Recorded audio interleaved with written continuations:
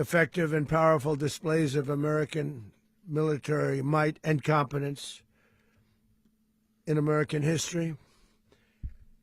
And if you think about it, we've done some other good ones, like the attack on Soleimani, the attack on al-Baghdadi, and the obliteration and decimation of the Iran nuclear sites just recently in an operation known as Midnight Hammer, all perfectly executed and done. No nation in the world could achieve what America achieved yesterday, or frankly, in just a short period of time.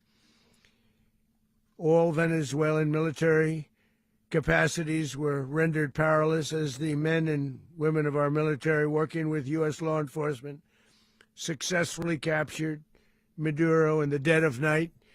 It was dark. The lights of Caracas were largely turned off due to a certain expertise that we have. It was dark and it was deadly. But captured along with his wife, Celia Flores, both of whom now face American justice. Maduro and Flores have been indicted in the Southern District of New York, it's Jay Clayton, for their campaign of deadly narco-terrorism against the United States and its citizens. I want to thank the men and women of our military who achieved such an extraordinary success overnight with breathtaking speed, power, precision, and competence. You rarely see anything like it. You've seen some raids in this country that didn't go so well. They were an embarrassment. If you look back to Afghanistan, or if you look back to the Jimmy Carter days, they were different days. We're a respected country again, like never before. These highly trained warriors, operating in collaboration with U.S. law enforcement, caught them in a very ready position. They were waiting for us. They knew we had many ships out in the sea, just sort of waiting. They knew we were coming. So they were in what's called a ready position, but they were completely overwhelmed and very quickly incapacitated. If you would have seen what I saw last night, you would have been very impressed. I'm not sure that you'll ever get to see it, but it was an incredible thing to see. Not a single American service member was killed, and not a single piece of American equipment was lost. We had many helicopters, many planes, many people involved in that fight. But think of that, not one piece of military equipment was lost, not one service member was, more importantly, killed. The United States military is the strongest and most fearsome military on the planet by far, with capabilities and skills our enemies can scarcely begin to imagine. We have the best equipment anywhere in the world. There's no equipment like what we have, and you see that even if you just look at the boats. You know, we've knocked out 97% of the drugs coming in by sea. 90%. Each boat kills on average, 25,000 people. We knocked out 97%. And those drugs mostly come from a place called Venezuela. We're going to run the country until such time as we can do a safe, proper, and judicious transition. So we don't want to be involved with having somebody else get in, and we have the same situation that we had for the last long period of years. So we are going to run the country until such time as we can do a safe, proper, and judicious transition. And it has to be judicious, because that's what we're all about. We want peace, liberty, and justice for the great people of Venezuela, and that includes many from Venezuela that are now living in the United States and want to go back to their country. It's their homeland.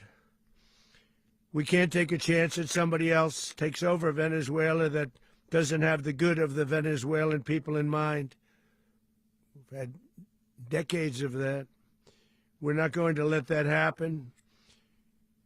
We're there now, and what people don't understand, but they understand as I say this, we're there now, but we're going to stay until such time as the proper transition can take place. So we're going to stay until such time as we're going to run it, essentially, until such time as a proper transition can take place. As everyone knows, the oil business in Venezuela has been a bust, a total bust, for a long period of time. They were pumping almost nothing by comparison to what they could have been pumping and what could have taken place. We're going to have our very large United States oil companies, the biggest anywhere in the world, go in, spend billions of dollars, fix the badly broken infrastructure, the oil infrastructure, and start making money for the country. And we are ready to stage a second and much larger attack if we need to do so. So we were prepared to do a second wave if we needed to do so. We actually assumed that a second wave would be necessary, but now it's probably not. The first wave, if you'd like to call it that, the first attack was so successful, we probably don't have to do a second, but we're prepared to do a second wave, a much bigger wave, actually. This was pinpoint, but we have a much bigger wave that probably won't have to do. This partnership of Venezuela with the United States of America, a country that everybody wants to be involved with because of what we were able to do and accomplish, will make the people of Venezuela rich, independent, and safe. And it will also make the many, many people from Venezuela that are living in the United States extremely happy. They suffered. They suffered. So much was taken from them.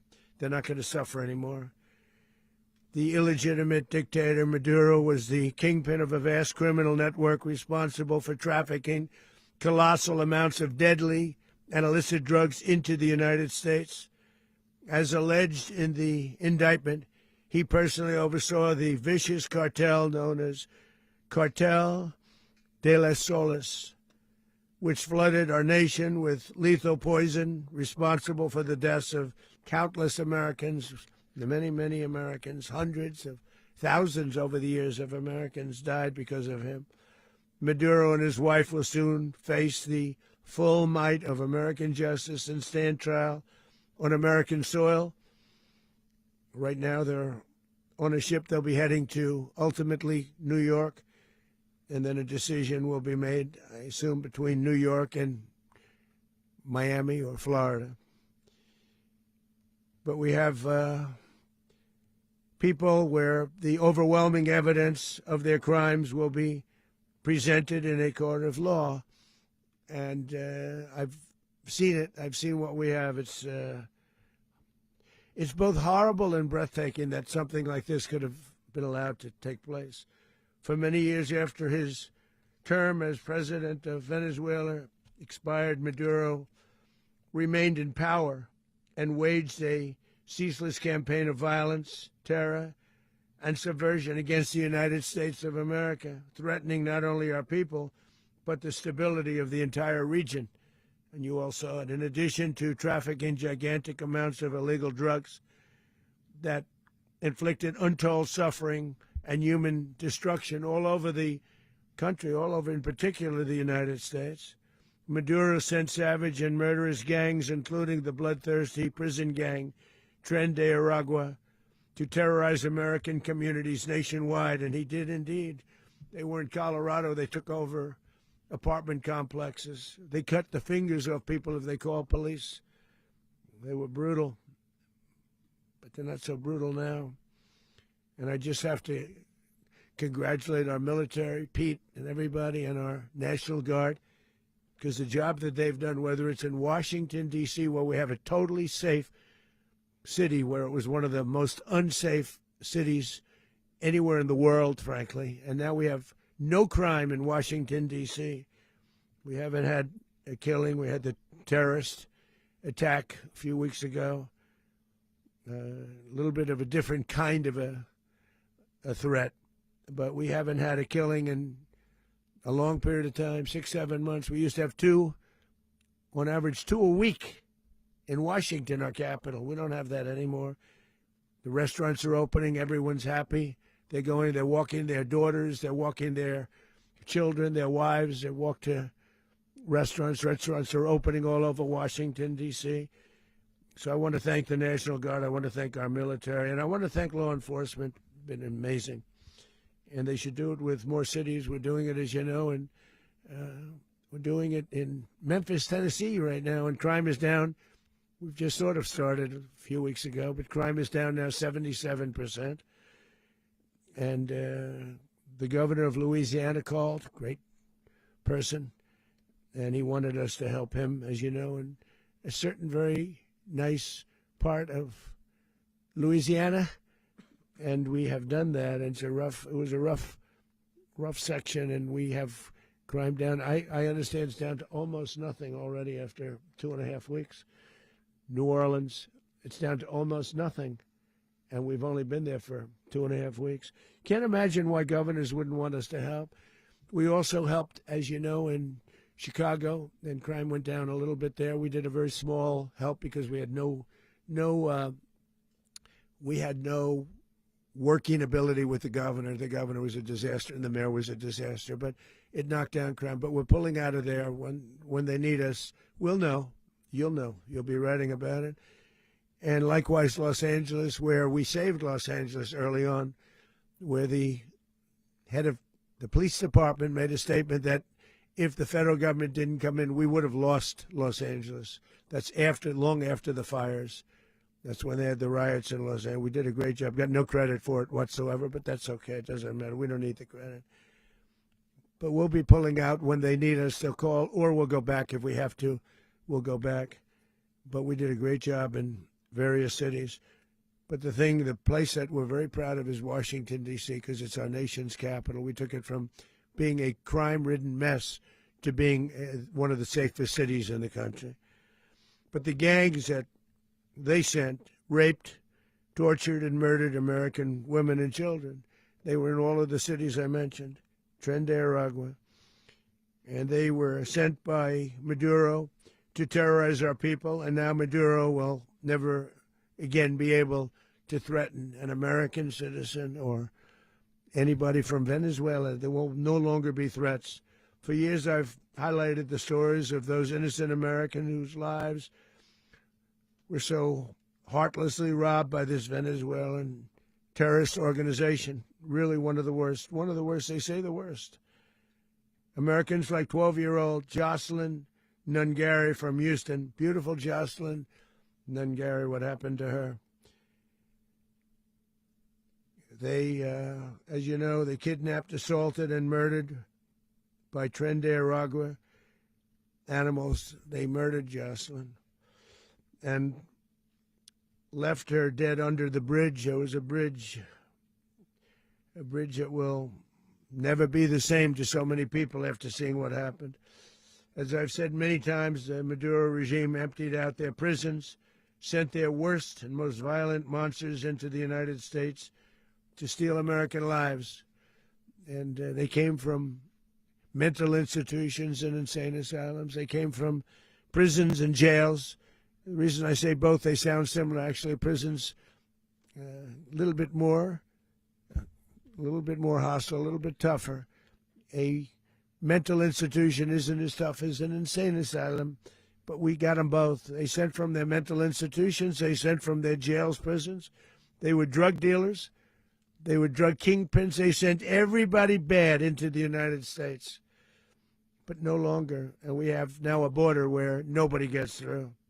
In addition, Venezuela unilaterally seized and stole American oil, American assets, and American platforms, costing us billions and billions of dollars. They did this a while ago, but we never had a president that did anything about it. They took all of our property. It was our property. We built it. And we never had a president that decided to do anything about it. Instead, they fought wars that were 10,000 miles away. We built Venezuela oil industry with American talent, drive, and skill, and the socialist regime stole it from us during those previous administrations, and they stole it through force. This constituted one of the largest thefts of American property in the history of our country. Considered the largest theft of property in the history of our country.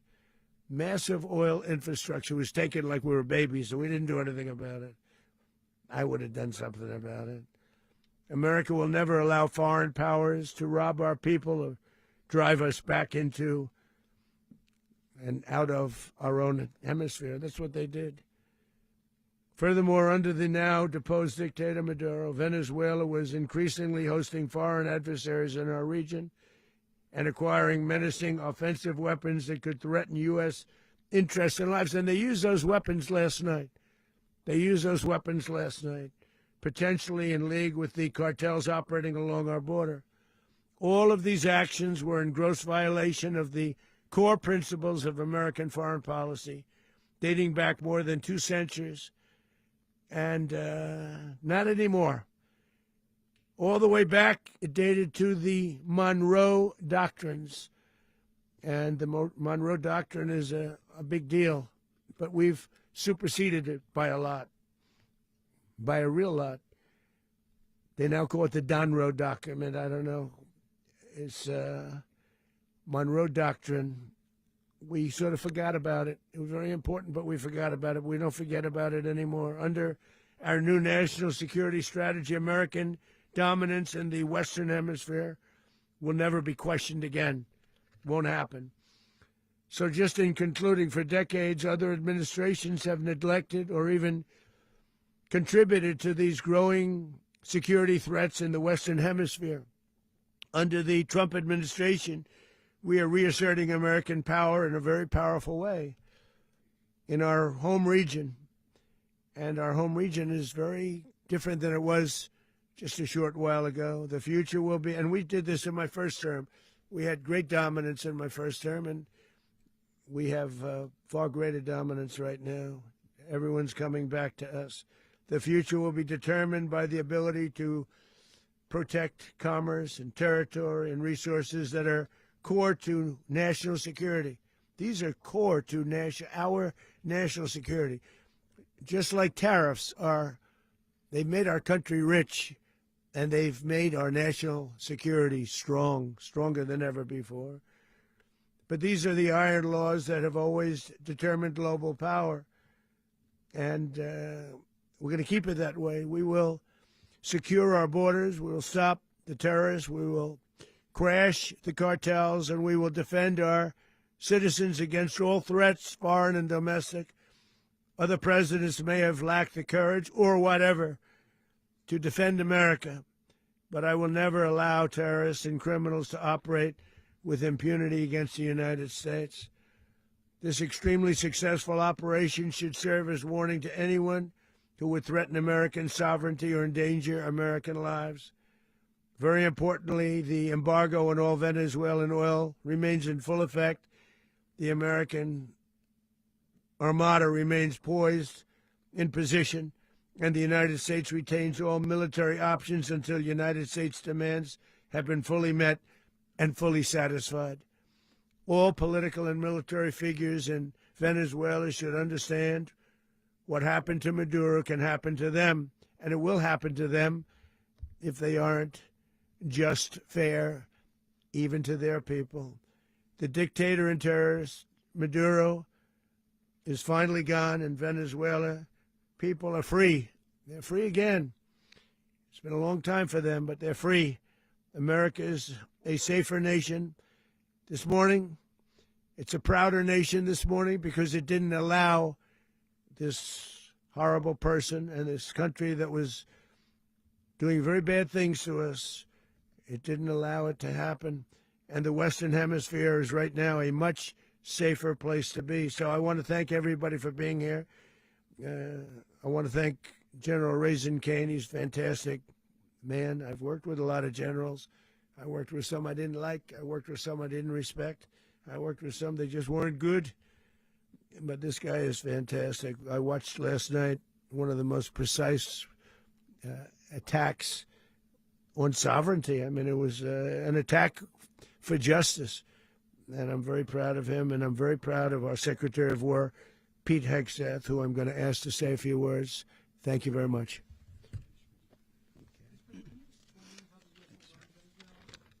Well, thank you, Mr. President. Finally, a commander-in-chief the world respects and the American people deserve. And as the President said, words can barely capture the bravery and the power and the precision of this historic operation. A massive joint military and law enforcement raid flawlessly executed by the greatest Americans our country has to offer. American warriors are second to none, the best in the world and the best of our country.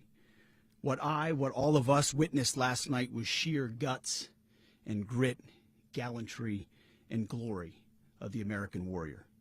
I'm simply humbled by such men. And I tip my hat to our chairman, Dan Raisin Kane, and all those Americans who stood watch last night. Our warriors are the elite of America, and again, President Trump has your back. No other country on planet Earth, and it's not even close, could pull this kind of operation off. And no other president has ever shown this kind of leadership, courage, and resolve, the most powerful combination the world has ever seen. As the President said, our adversaries remain on notice. America can project our will anywhere, anytime. The coordination, the stealth, the lethality, the precision, the very long arm of American justice, all on full display in the middle of the night. Nicolas Maduro had his chance, just like Iran had their chance, until they didn't and until he didn't. He effed around, and he found out. President Trump is deadly serious about stopping the flow of gangs and violence to our country. Deadly serious about stopping the flow of drugs and poison to our people. Deadly serious about getting back the oil that was stolen from us. And deadly serious about reestablishing American deterrence and dominance in the Western Hemisphere. This is about the safety, security, freedom, and prosperity of the American people. This is America first. This is peace through strength. And the United States War Department is proud to help deliver it. Welcome to 2026. And under President Trump, America is back. I'd like to welcome now our chairman, Chairman Raisin Kane, to give a few more details about the operation. Mr. Chairman. Thank you, Mr. Secretary. Thank you, Mr. President, and good morning. Last night, on the order of the President of the United States and in support of a request from the Department of Justice, as the President said, the United States military conducted an apprehension mission in Caracas, Venezuela, to bring to justice two indicted persons, Nicolas and Cecilia Maduro. This operation, known as Operation Absolute Resolve, was discreet, precise, and conducted during the darkest hours of January 2nd and was the culmination of months of planning and rehearsal, an operation that, frankly, only the United States military could undertake. What I'd like to do this morning is talk to you through some of the preparation and the details without compromising any of our tactics, techniques, and procedures. There is always a chance that we'll be tasked to do this type of mission again. Our interagency work began months ago and built on decades of experience of integrating complex air, ground, space, and maritime operations. While the past 2 decades have honed the skills of our special operations forces, this particular mission required every component of our joint force, with soldiers, sailors, airmen, Marines, and Guardians working in unison with our intelligence agency partners and law enforcement teammates in an unprecedented operation. We leveraged our unmatched intelligence capabilities and our years of experience in hunting terrorists, and we could not have done this mission without the incredible work by various intelligence agencies, including the CIA, NSA, and NGA. We watched, we waited, we prepared, we remained patient and professional. This mission was meticulously planned drawing lessons from decades of missions over the last many years, many missions over these last many years. This was an audacious operation that only the United States could do. It required the utmost of precision and integration within our joint force. And the word integration does not explain the sheer complexity of such a mission. An extraction so precise it involved more than 150 aircraft launching across the Western Hemisphere in close coordination, all coming together in time and place to layer effects for a single purpose: to get an interdiction force into downtown Caracas while maintaining the element of tactical surprise. Failure of one component of this well-oiled machine would have endangered the entire mission, and failure is never an option for America's joint force. Those in the air over Caracas last night were willing to give their lives for those on the ground and in the helicopters. Let me talk a little bit about the preparation. After months of work by our intelligence teammates to find Maduro and understand how he moved, where he lived, where he traveled, what he ate, what he wore, what were his pets, in early December, our force was set pending a series of aligned events. Key was choosing the right day to minimize the potential for civilian harm and maximize the element of surprise, and minimize the harm to the indicted personnel so, as the president said, they could be brought to justice. And as the president said earlier today, weather in Venezuela is always a factor this time of the year. And over the weeks through Christmas and New Year's, the men and women of the United States military sat ready, patiently waiting for the right triggers to be met and the president to order us into action. Last night, the weather broke just enough, clearing a path that only the most skilled aviators in the world could maneuver through. Ocean, mountain, low cloud ceilings. But when tasked with a mission, this organization does not quit. At 10:46 p.m. Eastern Time last night, the president ordered the United States military to move forward with this mission. He said to us, and we appreciate it, Mr. President, good luck and Godspeed. And those words were transmitted to the entire joint force. Over the course of the night, aircraft began launching from 20 different bases on land and sea across the Western Hemisphere. In total, more than 150 aircraft, bombers, fighters, intelligence, reconnaissance, surveillance, rotary wing were in the air last night. Thousands and thousands of hours of experience were airborne. Our youngest crew member was 20, and our oldest crew member was 49, and there's simply no match for American military might. As the night began, the helicopters took off with the extraction force, which included law enforcement officers, and began their flight into Venezuela at 100 feet above the water. As they approached Venezuelan shores, the United States began layering different effects provided by Spacecom, Cybercom, and other members of the interagency to create a pathway.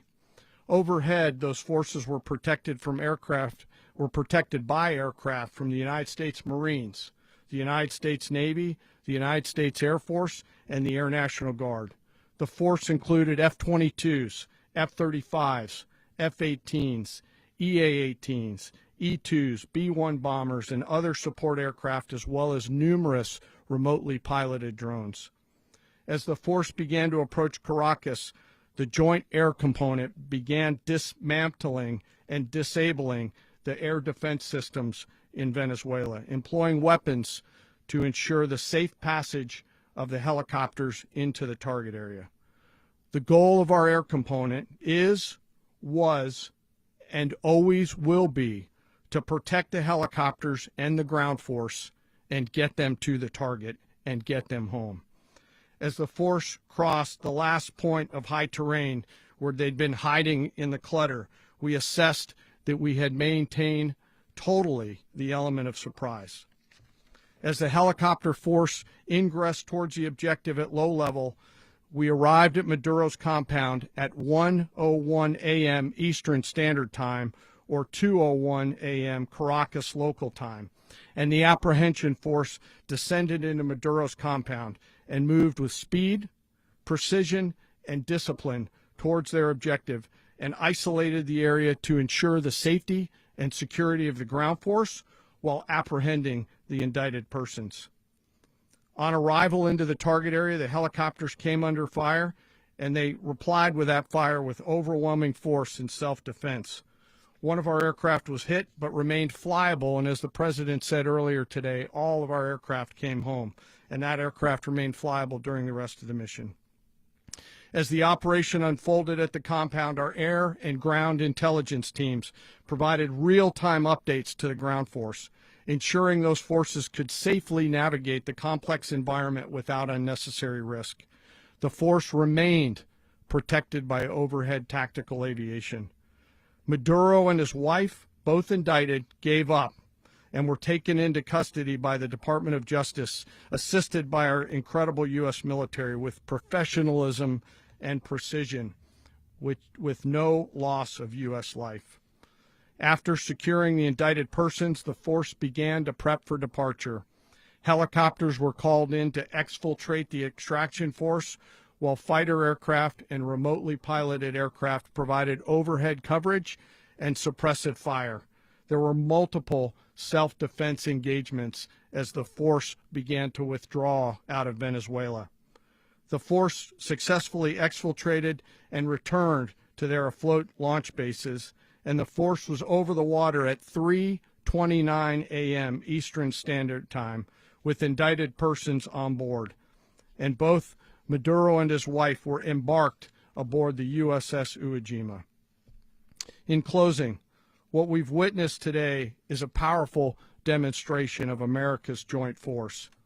We think, we develop, we train, we rehearse, we debrief, we rehearse again and again, not to get it right, but to ensure that we cannot get it wrong. Our jobs are to integrate combat power so when the order comes, we can deliver overwhelming force at the time and the place of our choosing against any foe anywhere in the world. I am immensely proud today of our joint force and filled with gratitude to represent them here today.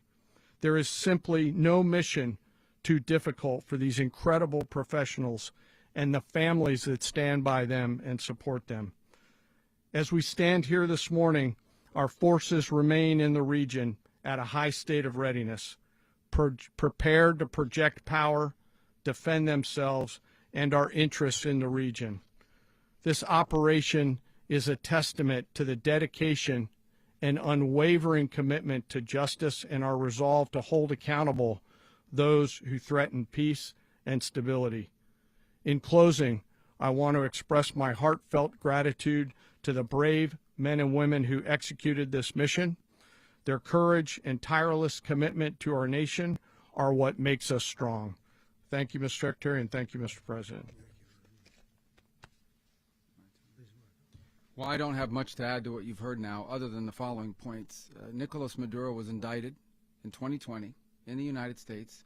He is not the legitimate president of Venezuela. That's not just us saying it. The first Trump administration, the Biden administration, the second Trump administration, none of those three recognized him. He's not recognized by the European Union and multiple countries around the world.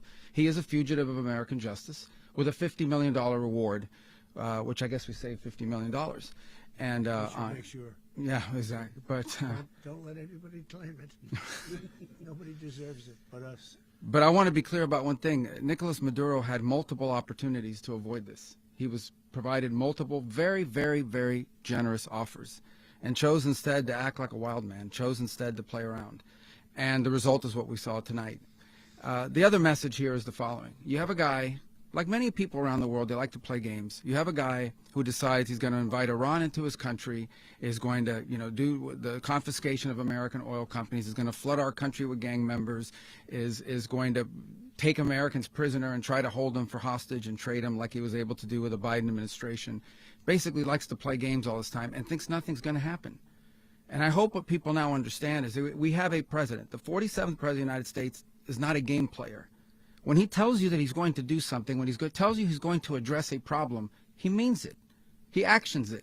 I can tell you, I've watched this process now for 14, 15 years, been around it. Everybody talks. I'm going to do this. I'm going to do that. When I get there, we're going to do this. We're going to take.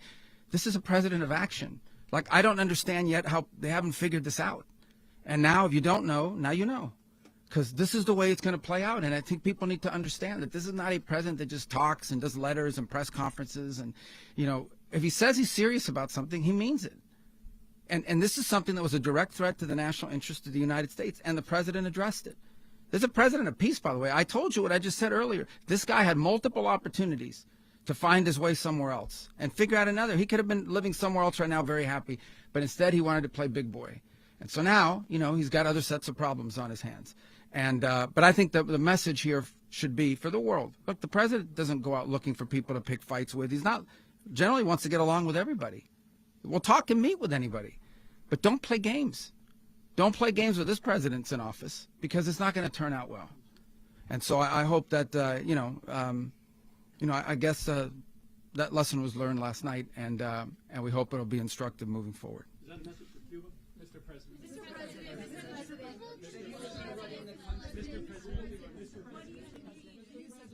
Please. Well, we're going to be running it with a group, and we're going to make sure it's run properly. We're going to rebuild the oil infrastructure, which will cost billions of dollars. It'll be paid for by the oil companies directly. They will be reimbursed for what they're doing, but that's going to be paid. And we're going to get the oil flowing the way it should be. As you know, it was just a minor flow. It was actually a minor flow for what they have. But we're going to run it properly, and we're going to make sure the people of Venezuela are taken care of. We're going to make sure the people that were forced out of Venezuela by this thug are also taken care of. President, does the U.S. running the country mean that U.S. troops will be on the ground? How will that work? Well, you know, they always say boots on the ground. Oh, so we're not afraid of boots on the ground if we have to have. We had boots on the ground last night at a very high level, actually. We're not afraid of it. We don't mind saying it. But we're going to make sure that that country is run properly. We're not doing this in vain. This is a very dangerous attack. This is an attack that could have gone very, very badly. Could have gone very badly. We could have lost a lot of people last night. We could have lost a lot of dignity. We could have lost a lot of equipment. The equipment is less important, but we could have lost a lot. And we're going to make sure that this is proper. We're there now. We're ready to go again if we have to. We're going to run the country right. It's going to be run very judiciously, very fairly. It's going to make a lot of money. We're going to give money to the people. We're going to reimburse people that were taken advantage of. We're going to take care of everybody. It's very important. We couldn't let them get away with it. You know, they stole our oil. We built that whole industry there, and they just took it over like we were nothing. And we had a president that decided not to do anything about it. So we did something about it. We're late, but we did something about it. Yeah, please. Mechanism by which you're going to run the country? Are you going to designate a U.S. official to coordinate? Yes. It's all being done right now. We're designating people. We're talking to people. We're designating various people, and we're going to let you know who those people are. Would run Venezuela? Well, it's largely going to be for a period of time the people that are standing right behind me. We're going to be running it. We're going to be bringing it back. It's a dead, I talk about a dead country. A year and a half ago, we were a dead country. Now we're the hottest country anywhere in the world. We're a country doing better than any country anywhere in the world. And it required leadership. Venezuela has a lot of bad people in there, a lot of bad people that shouldn't be leading. We're not going to take a chance that one of those people take over for Maduro. So you can look at, and others, we have fantastic people, including people in the military. So we're going to have a group of people running it until such time as it can be put back on track, make a lot of money for the people, and give people a great way of life, and also reimbursement for people in our country that were forced out of Venezuela. Rubio would be. You said earlier today that you weren't going to back Machado to come back and be the opposition leader in your Fox and Friends interview. And then you also mentioned the vice president of Venezuela. Are you going to work with the vice president of Venezuela, or how do you foresee the relationship going? I understand she was just sworn in, but she was, as you know, picked by Maduro. So Marco's working on that directly. He just had a conversation with her. and she's essentially willing to do what we think is necessary to make Venezuela great again. Very simple. Mr. President, Colombian President Gustavo Petro, a couple weeks ago, he said he's got to watch his ass. And today, he said he's not concerned about anything happening to him in the aftermath of this operation. So, just what your message is well, about he that. has cocaine mills. He has factories where he makes cocaine. And yeah, I think I stick by my first statement. He's making cocaine. They're sending it into the United States. So he does have to watch his ass. Mr. President, did you notify any members of Congress in advance? Marco, do you want to talk about that? Because you were involved in it. Sure. We call members of Congress immediately after. This was not the kind of mission that you can do congressional notification on. It was a trigger-based mission in which conditions had to be met night after night. We watched and monitored that for a number of days. So it's just simply not the kind of mission you can call people and say, hey, we may do this at some point in the next 15 days. But it's largely a law enforcement function. Remember, at the end of the day, at its core, this was an arrest of 2 indicted fugitives of American justice, and the Department of War supported the Department of Justice in that job. Now, there are broader policy implications here, but it's just not the kind of mission that you can pre-notify because it endangers the mission. Plus, if I could add one thing to that, Congress has a tendency to leak. This would not be good. If they leaked, General, I think it would have been maybe a very different result. But I have to say, they knew we were coming at some point, A lot of ships out there, they sort of knew we were coming. We went there. But Congress will leak, and we don't want leakers. People to watch this all play out live. What was Maduro doing when the U.S. forces entered what I assume would be his home? And also, was there any point where the U.S. was considering if Maduro pushed back or resisted killing Maduro? It could have happened. It could have happened. He was trying to get into a safe place. You know what a safe place is, all steel. And he wasn't able to make it to the door because our guys were so fast. They went through the opposition so fast. And there was a lot of opposition. People were wondering, do we get them by surprise? Sort of surprised, but they were waiting for something. It was a lot of opposition. There was a lot of gunfire. You saw some of it today. But he was trying to get to a safe place, which wasn't safe because we would have had the door blown up in about 47 seconds, they say on average, regardless of how thick the steel was. It was a very thick door. It was a very heavy door, but he was unable to get to that door. He made it to the door. He was unable to close it. Go ahead, finish.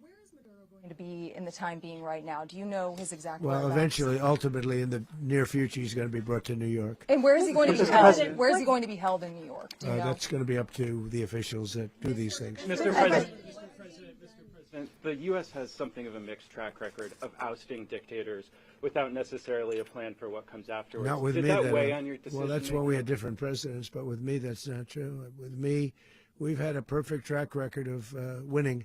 We win a lot, and we win. If you look at Soleimani, you look at al-Baghdadi, you look at the Midnight Hammer. Midnight Hammer was incredible. Right now, you wouldn't have peace in the Middle East. We have essentially peace in the Middle East because of that.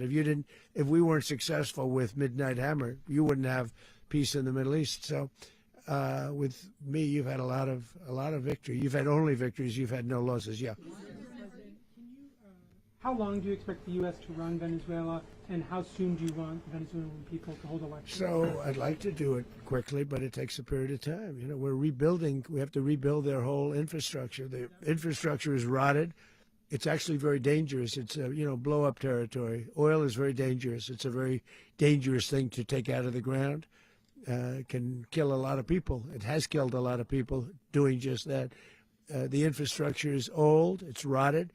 Much of it is stuff that we put there 25 years ago, and we're going to be replacing it. And we're going to take a lot of money out so that we can take care of the country. Yeah.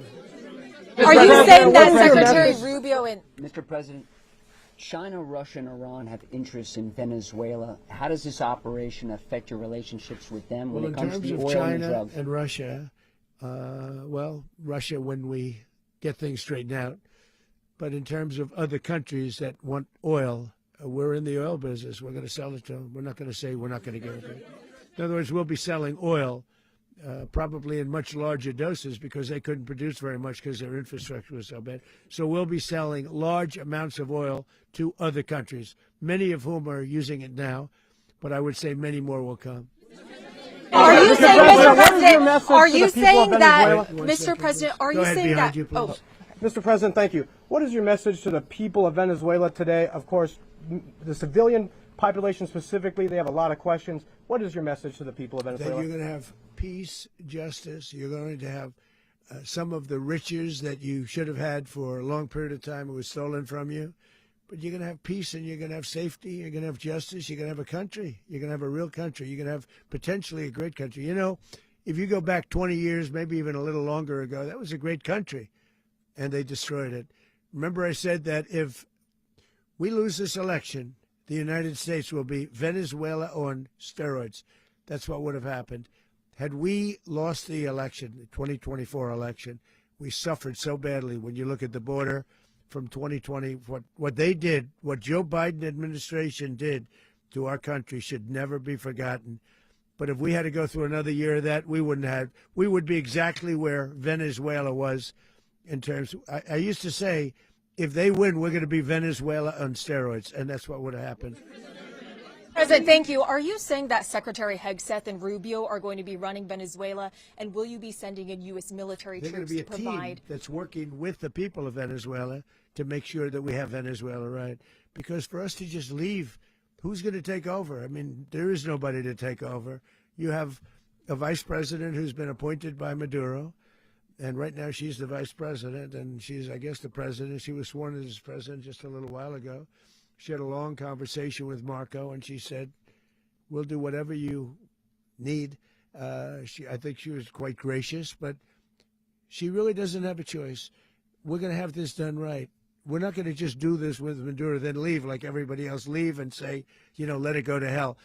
If we just left, it has zero chance of ever coming back. We'll run it properly. We'll run it professionally. We'll have the greatest oil companies in the world go in and invest billions and billions of dollars and take out money, use that money in Venezuela. And the biggest beneficiary are going to be the people of Venezuela. And also, I can't stress this strongly enough, the people that got thrown out of Venezuela that are now in the United States, and frankly, some want to stay and some probably want to go back, yeah. In the country, and were any of the detained Americans? Well, right now they're arrested very last week? protected because nobody's going to mess with us. They're very protected. The people of, and we let them know that you better not touch one of them.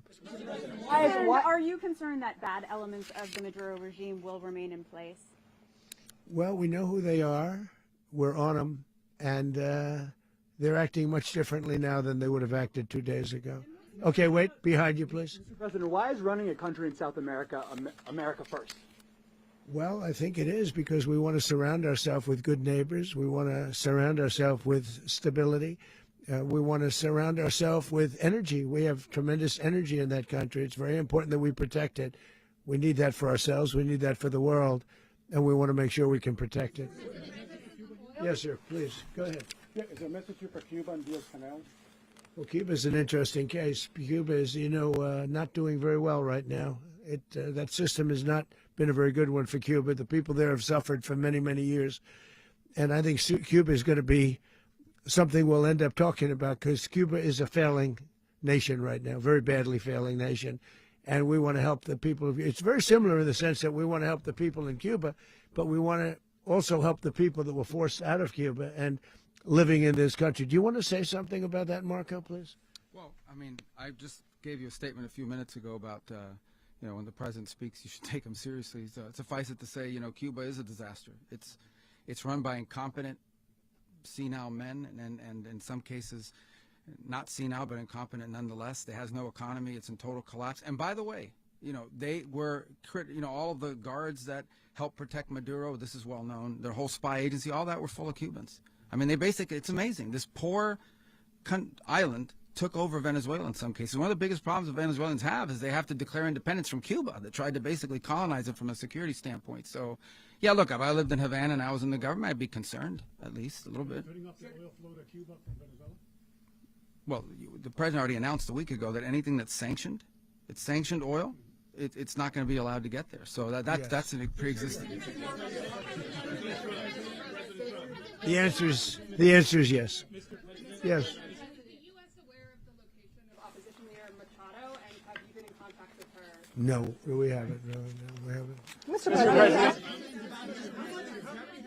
Mr. Mr. President, on Monday. Oh, I think it would be very tough for her to be the leader. She doesn't have the support within or the respect within the country. She's a very nice woman, but she doesn't have the respect to be the Mr. President, leader. is it possible that the U.S. ends up administrating Venezuela for years?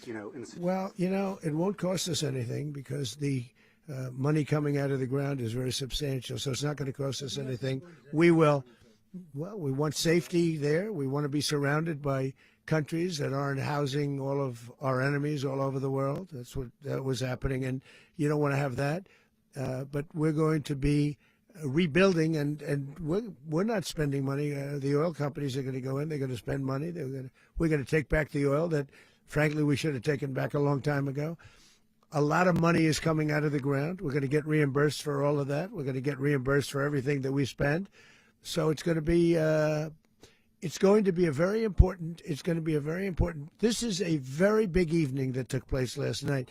We have to be surrounded by safe, secure countries, and we also have to have energy. Very important. We have to have energy that's real energy, not where they're getting 4% and 5% of the energy out of the ground. You take a look. It was such a disaster. So what's going to happen with Venezuela, I think, over the next period of a year is going to be a great thing. And the people of Venezuela will be the biggest beneficiaries. Going to send in the U.S. military. Mr. President, thank you. What did you last speak to Maduro about when you spoke? And is the Well, US I don't want to get war into with the Venezuela? conversations, but I did have conversations with him, and I said, you got to surrender. And I actually thought he was pretty close to doing so, but now he wished he did, yeah. You said that Maduro is responsible for drug trafficking. You recently pardoned the former president of Honduras who was convicted of many drug trafficking. Can you explain how these two situations are different? And would you ever pardon Maduro? I endorsed, as you know, the winning president, the man who won in Honduras. I endorsed the man who won in Chile. I endorsed the man who won in Argentina. And we are doing very well with that whole group. What the man that I pardoned was, if you could equate it to us, he was treated like the Biden administration treated a man named Trump. That didn't work out too well for them. This was a man who was persecuted very unfairly. He was the head of the country. He was persecuted very unfairly. And there are a number of them. And we felt that it was a very unfair situation that happened to him. He's also a party member of the man who won. So obviously the people liked what I did. And one of the reasons that was done is because of the fact that the party in power felt very strongly that that man was treated very badly. I studied it very quickly, and then I studied it in great detail. I went to a lot of the people standing behind me, and they felt that that man was persecuted and treated very badly. That's why I gave him a pardon. You referenced boots on the ground earlier. Can you just sort of button this up? Do you envision the U.S. military having a presence in Venezuela as the U.S. runs that Well, country? no, we're going to have a presence in Venezuela as it pertains to oil, because we have to have, we're sending our expertise in. So you may need something, not very much. But no, we're going to be taking out a tremendous amount of wealth out of the ground. And that wealth is going to the people of Venezuela and people from outside of Venezuela that used to be in Venezuela. And it goes also to the United States of America in the form of reimbursement for the damages caused us by that country. So I want to thank you all very much. Thank you. Do you have one? Yes, please. You were so nice before. I'm going to give you the final question. Go Thank ahead. you, Mr. Unless it's a President. bad question, in It's which about case I'll Putin. go one word. It's about who? It's about Putin, if you want. About Putin. Well, that's always nice You had to a talk phone, about Putin. You had a phone call with him Yeah. on Monday. Did he talk at all about Maduro? Did y'all talk about this? No, we didn't. And We then- never spoke about Maduro. Are you mad at him right now? I mean, there's this I'm not intelligence. thrilled with Putin. I'm not thrilled with Putin. He's killing too many people. I thought that would be so. I settled 8 1/4 war. You know what the 1/4 was?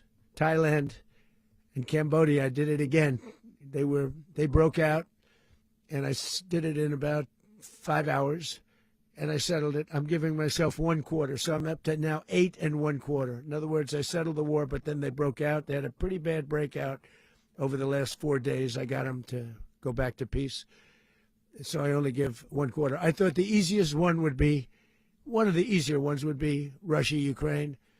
It's not, and they both have done some pretty bad things. And look, that's Biden's war. That's not my war. But I want to stop the lives. Did you see where last month, 30,000, it was 27,000 the month before. 30,000, mostly soldiers, were killed this last month. 30,000. I want to stop that. You know, I got NATO to pay 5% instead of the 2% that they weren't paying. They weren't paying 2%, now they pay 5%. And we send them a lot of munitions. We send them a lot of things, missiles and various other things, a lot. And they pay. The United States is not losing money. We're probably making money on that. It's the last thing I care about. I just want to stop all those people. We're losing 25,000, 30,000 human beings that come from two places that are very far away. But if I can stop, because it's something I've been pretty good at doing, deals, I guess. It's all a deal. Life is a big deal. But if I can stop that war and stop 30,000 young people, in addition to the fact that people are being killed in Kiev, people are being killed in other cities throughout, a much smaller number, but they're being killed, viciously killed. So I'm not happy about it. I thought that would be something that would get solved. We have Mr. Witkoff here. I think that we're making progress, but that's a war that should have never happened. If I were president, it would have never happened. Putin says it. Everybody says it. If I were president, that would have never happened. But I inherited that war. That was Joe Biden, Zelensky, and Putin. I came into the situation, and it's a mess. And I will say this. I watched an operation last night that was so precise, that was so brilliant.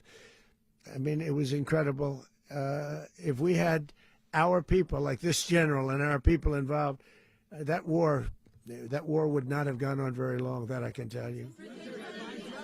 That war, to use an old term, that war has become a bloodbath, and we want it to get stopped. Thank you very much, everybody.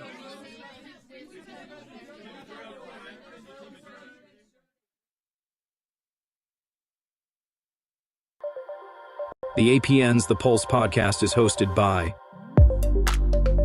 Alexandra Levine, host of the Alexandra Levine Live podcast.